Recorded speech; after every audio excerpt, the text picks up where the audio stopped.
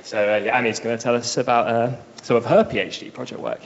Hiya, so good afternoon everyone. My name is Nagyilles. To those of you who I haven't spoken to yet, I'm based at the University of Liverpool and I'm 4 months into my PhD titled Optimizing Vaccination Interventions Using Epidemiological and Behavioural Models and AI.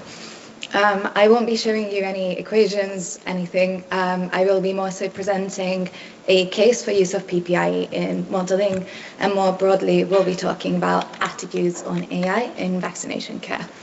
So before I get started, this is NIHR funded, and so the views expressed are expressly my own. So in case I get something wrong, the faults are also my own. A bit of a background why this project has arisen, why am I interested in attitudes around AI, especially in vaccination care. In informal conversations I had out in public about my PhD, I've received quite a negative feeling around application of AI, especially when it comes to healthcare. And so I wanted to understand a bit more about why that has arisen. When it came to digging into the literature, trying to understand it, what I found was vaccine hesitancy was also higher in high-income countries, and there's been an increased adoption of AI across healthcare systems also. Some examples of this would be the Great Osmond trials of NBM Scribe Technologies, the NHS AI Healthcare Award, which has been ongoing since 2020, and more recently, NHS England adopted Microsoft Copilot. But there's also been a public opinion shift recently, more towards negative perceptions of AI. And the more recent survey from DCIT has found that digitally disengaged communities have a higher mistrust.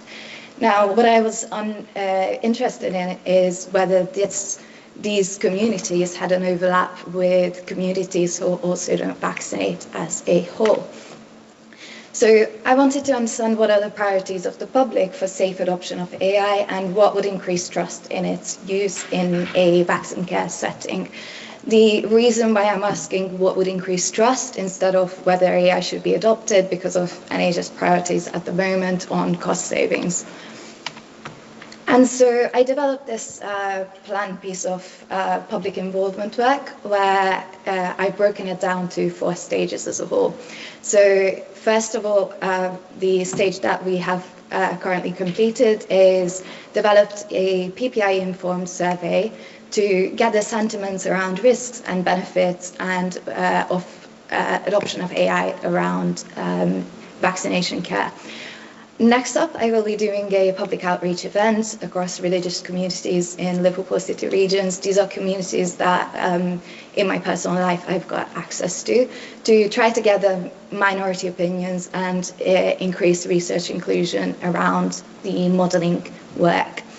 After this, I will be doing a thematic analysis and grouping public concerns and suggestions around adoption of AI, and develop a set of draft guidelines for researchers and policymakers around the adoption. And finally, this will be presented back to the PPIE group on suggestions for wording and dissemination avenues as a whole.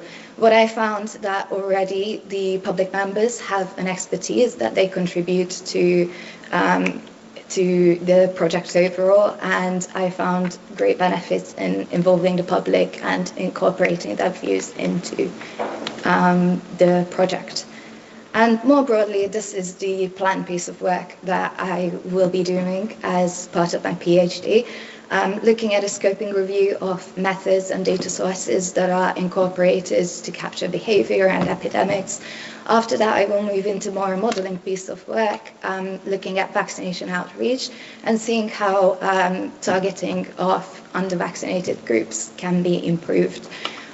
There's also a piece of work that I'm looking at around seasonal flu vaccination and healthcare spending, whether a outreach piece of work has actually had an impact on healthcare spending.